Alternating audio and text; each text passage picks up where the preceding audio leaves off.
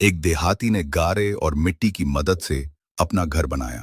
گھر میں اس نے ایک چھوٹی سی مسجد بھی بنائی جس میں 7 مصلے بچھائے کیونکہ اس کے 7 بیٹے تھے۔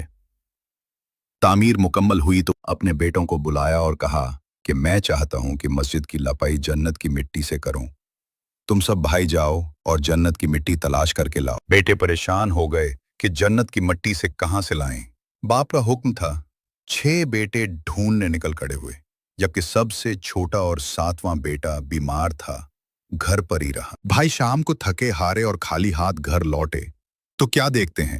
چھوٹا بھائی ایک بوری میں مٹی بھر کر بیٹھا ہے۔ باپ نے پوچھا، بیٹے گھر بیٹھے تجھے جنت کی مٹی کہاں سے مل گئی؟ یہ بیٹے نے کہا، سارا دن ماں کے پیچھے پیچھے پھرتا رہا، جہاں جہاں وہ قدم رکھتی تھی وہاں وہاں سے مٹی اٹھا اٹھا کر جمع کرتا رہا، یہ وہی مٹی ہے۔ یہ واقعہ ماں کی عظمت، جنت کی حقیقت اور ایک بیٹے کی